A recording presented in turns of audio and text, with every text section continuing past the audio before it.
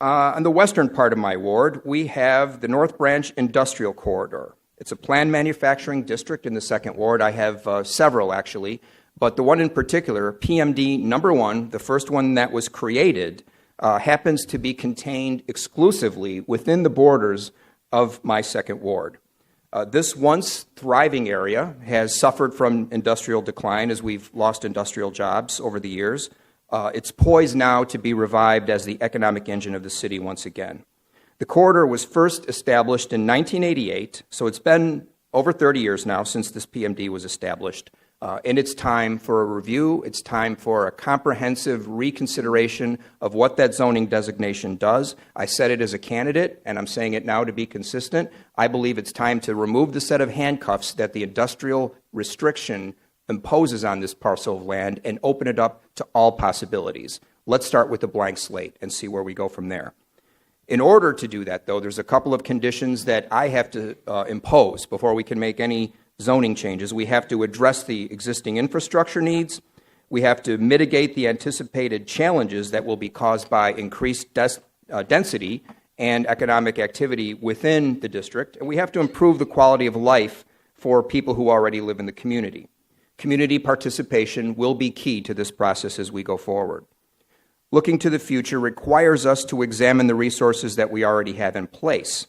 A quick glance confirms that the existing conditions must be changed. The infrastructure cannot accommodate the present uses, let alone whatever we might bring in the future. And what you're looking at is a plat of survey from around the time of the Great Chicago Fire.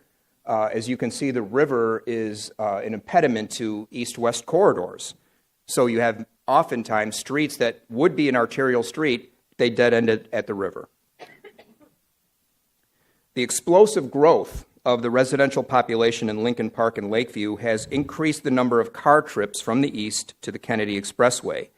Those are very desirable neighborhoods to live in, and people choose to live there. But for some commuters in the morning, especially those who do the reverse commute, as my wife Colleen does, it can take longer to get to the Kennedy Expressway from their home than it does to get to their job on the Kennedy Expressway.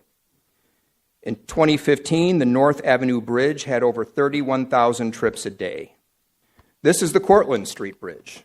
We missed it terribly last year when it was under construction. Anyone who lives in the neighborhood can tell you the impact that taking that bridge out of service had on the community. It was one very important link over the Chicago River that wasn't available while we performed the needed repairs. It has over 10,000 trips per day. Those 10,000 people didn't stop going to work. They just flooded onto North Avenue and occasionally Fullerton. The Cortlandt Avenue Bridge, although we did rebuild it, we didn't redesign it. It still has the same capacity that it had when it was built in 1902, and that's what it was built to carry in 1902. I think it's time for an update and an upgrade. Or we'll wind up what Yogi Berra predicted for the retail section around Clybourn. The area around North and Clybourn is a destination shopping center for at least 4 square blocks. The traffic in that area is completely unworkable. Other elements in the corridor are not properly integrated. For example, the metro station. It does feature bike parking, and that's great. As a cyclist, I appreciate that. But it still stands mostly in isolation from the neighborhood that surrounds it. Compared to other metro stations, it's underutilized, and I would argue that's because it's a rather unwelcoming place.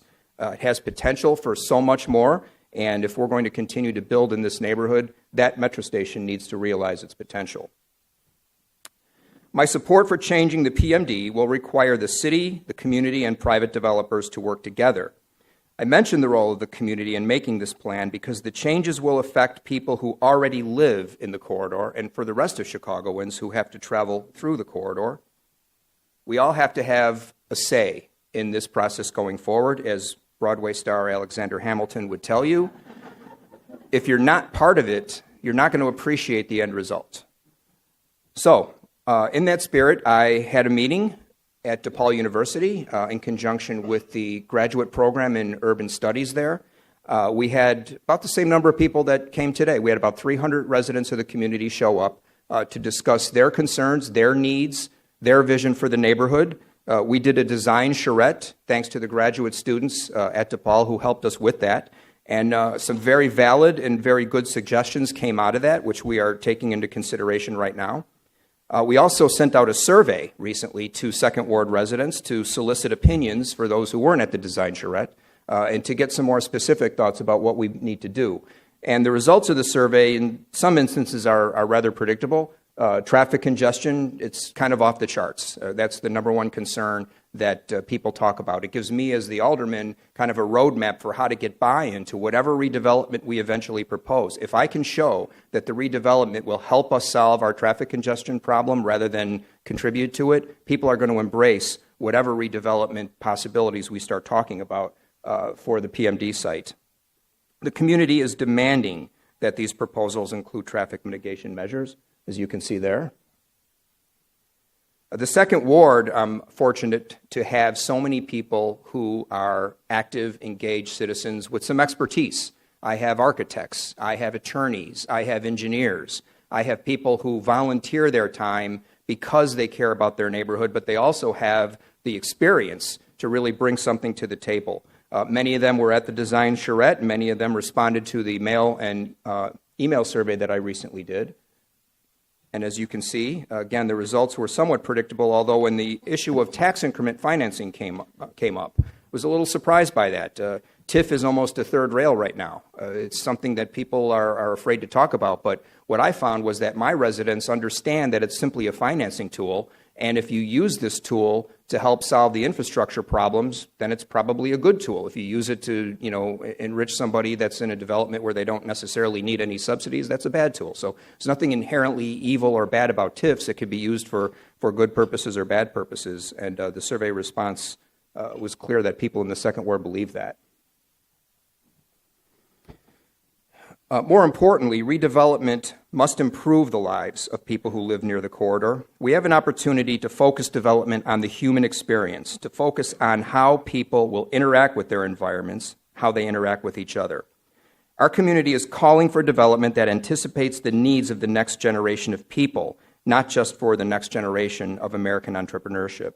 So we must focus on the human experience rather than particular individual business interests or sectors.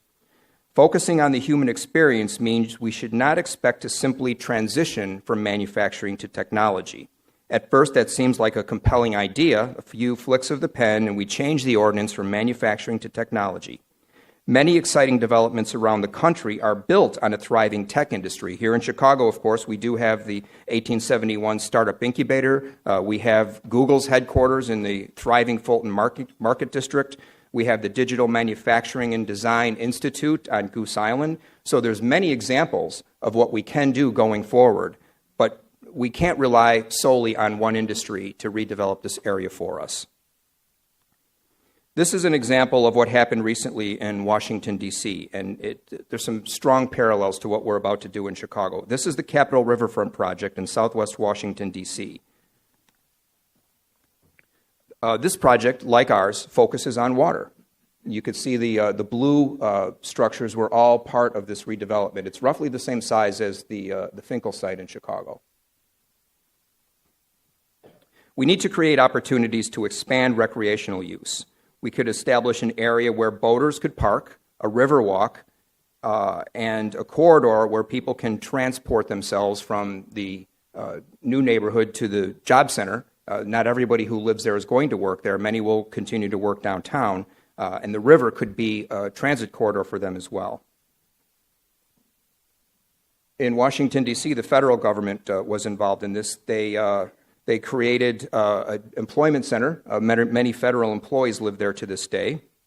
None of this would have happened if the water wasn't clean. And they took some steps in Washington, D.C. to clean up the water, just as we're doing here in Chicago today. In March, the Metropolitan Water Reclamation District announced that it will introduce ultraviolet radiation to disinfect water as part of the final layer of its treatment process. The disinfection reduces the risk of health problems that could result from direct contact with the water that pours into the river from our combined sewer system. Today, the river is much safer for boating, and clean water makes the river even more compelling for recreation, to live alongside of it, even to fish.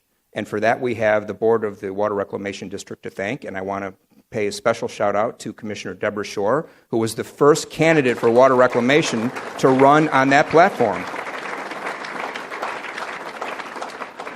It had been discussed for years, and we were told disinfection was impossible. A majority of the existing board, when Commissioner Shore first ran for that office, I believe was opposed to the idea. So single-handedly, I'll give you the credit, Deb, over time, she persisted, and her vision prevailed. And her vision prevailed not only because of her tenacity, but because it's the right thing to do. Clean water is better than dirty water. It's pretty easy to say that, right? But Deb Shore had to overcome some resistance to that. And speaking of, I just had to throw that out there too. I hate to say I told you so, but I told you so, right? If he were here today, that was his vision back in 1970, Mayor Richard J. Daley. He was right, but he was mocked for that. People made fun of him. This quote is remembered throughout history because people thought it was a ridiculous thing to say. Not only was it not ridiculous, it was a harbinger of the future, and we're here today to give him some credit for back in 1970 realizing the importance of cleaning up our waterways. Workers have to be able to get in and out of our new employment center without delays. Commuters who live east and west of the district must be able to rely on east-west corridors without wasting precious hours stuck in traffic.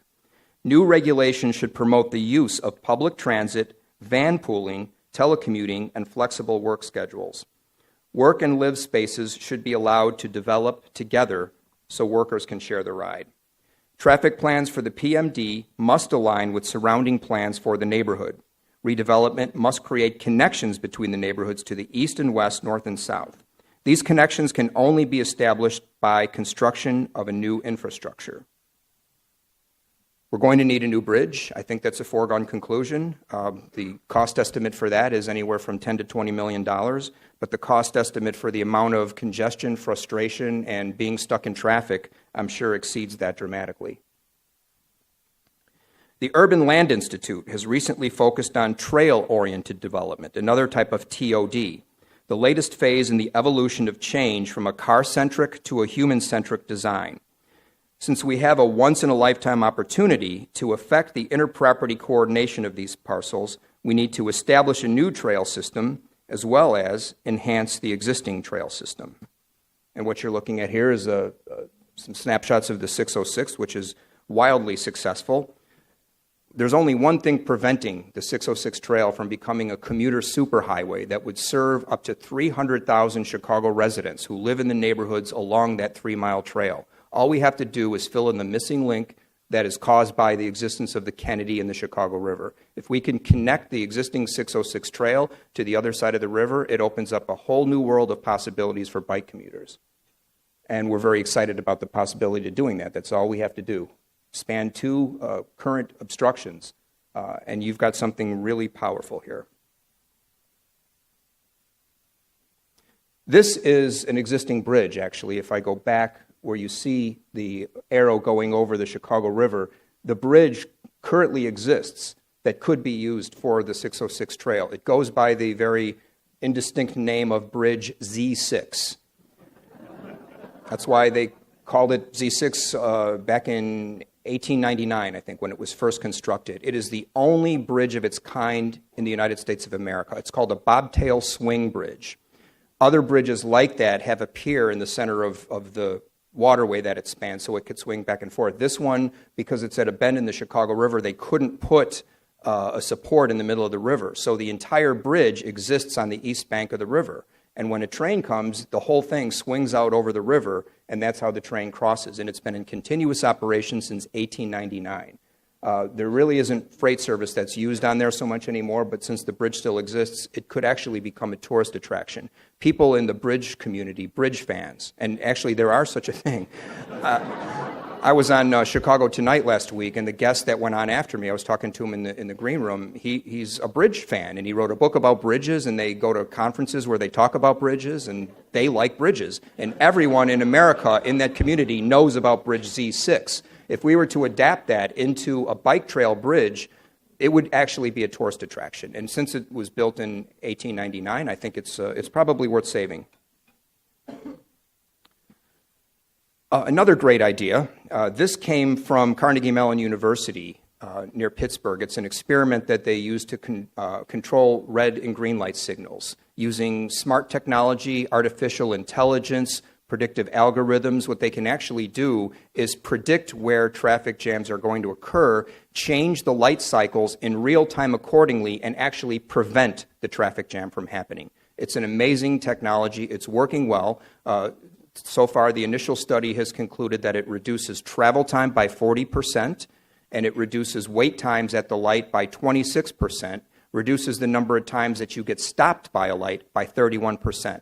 And it costs $20 million for the entire area. If we implemented this technology in the entire PMD, all the traffic lights, that's the estimate for what it would cost. Again, when you put it that way, I think it's eminently affordable, and I support bringing it to Chicago. In the 90s, the city of Chicago vacated Armitage Avenue near the river. They also vacated Kingsbury and Southport. I think it might be time to revisit that decision. We could return those roadways to service. We could look at additional entrances and exits from the Kennedy. There's a variety of things that need to happen in that area to help the residents get to the Kennedy right now.